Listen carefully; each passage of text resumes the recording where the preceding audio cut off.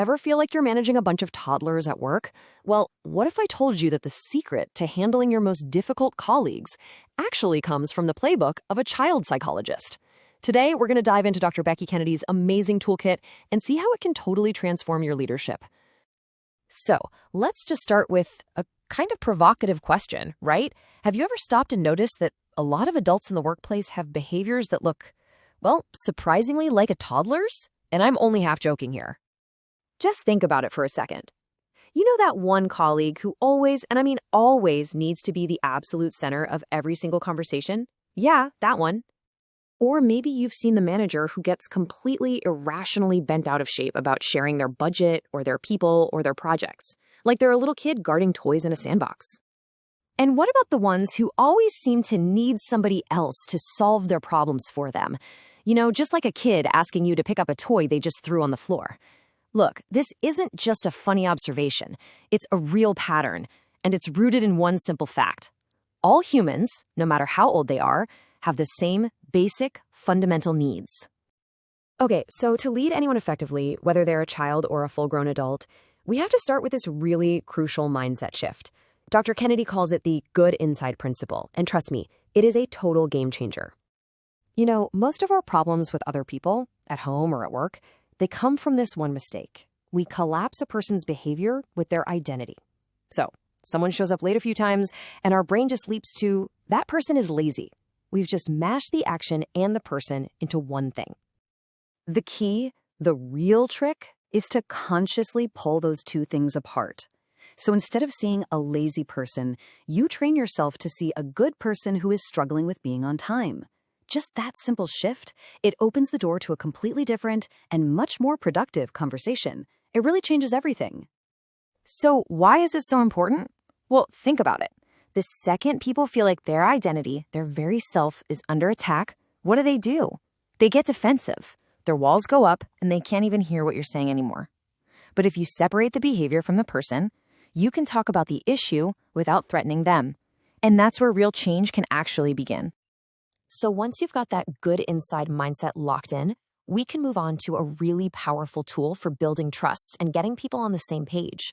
The rule is simple. Connect before you even think about correcting. The whole goal here is to build a bridge between your world and their world. And let's be clear, this is not about manipulation. It's not some clever trick to get what you want. It's about genuinely seeing them as a complete human being, not just a problem you need to solve or a task you need them to do. So how do we actually do this? It's way simpler than you think. It just starts with being genuinely present, with no hidden agenda. It could be as easy as asking about their weekend, and then actually listening to the answer, instead of just planning what you're going to say next. Or maybe it's just sitting with them for a moment and describing something you see, instead of blasting them with questions. It's all about being truly there with them. And this all brings us to the core of what it means to be an effective leader. It's about becoming what Dr. Kennedy calls a sturdy leader. That's the person who can be the calm center, even when everything else is a storm. Let me paint a picture for you. Imagine you're on a flight and it hits some really bad turbulence. The dismissive pilot yells at everyone to stop freaking out.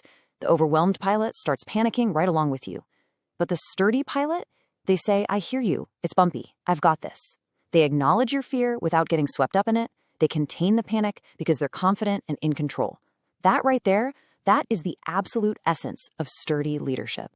Now, a huge tool for any sturdy leader is setting real effective boundaries. And the definition here is absolutely critical because it's where most of us get it wrong. A boundary is not a request for someone else to change. It's a clear statement of what action you are going to take. The difference here is all about power. When you make a request, you're basically giving your power away. Its success completely depends on the other person doing what you ask. But a boundary? That puts the power and the responsibility right back on you. It's about what you will do, not what you're hoping they will do. Okay, so this next idea is really fascinating because it kind of flips our usual goals on their head. It shifts our focus away from the immediate goal of just making people happy to the much more important long-term goal of building real resilience. That's a powerful idea, right? If you're constantly trying to make someone happy, whether it's your kid or a member of your team, you're actually robbing them of the chance to learn how to deal with tough feelings. Real confidence doesn't come from a life with no problems. It comes from knowing deep down that you can handle hard things. And the formula for building this resilience has two parts. It's beautiful. First, you say, I believe you. This is just pure empathy. It's like you're putting one foot down in the hole with them and validating their struggle. You're just saying your feelings make sense. I get it. But, and this is so crucial, you can't stop there. The second part is, I believe in you. This is all about empowerment. This is you keeping one foot firmly out of the hole, showing them that you see a stronger, more capable version of themselves than they can see in that moment of struggle. So you see, you have to do both. You validate how hard it is, and you express total confidence in their ability to get through it. That powerful 1-2 punch is what builds true, lasting capability and resilience in people. It's amazing. All right, let's pull all this together. Here's a practical, actionable toolkit that you can literally start using today. So let's recap your Sturdy Leader toolkit. Number 1, always see the good inside someone by separating their behavior from their identity. 2, always connect before you correct to build that bridge of trust. 3, be the sturdy pilot who stays calm in the storm. 4, set real boundaries based on your actions, not their compliance. And finally, number 5, build resilience by showing that you both believe them and you believe in them. So we'll leave you with this question to think about. Looking at this whole toolkit, what's just one small change you can make this week to start becoming a sturdier, more effective leader in your own life?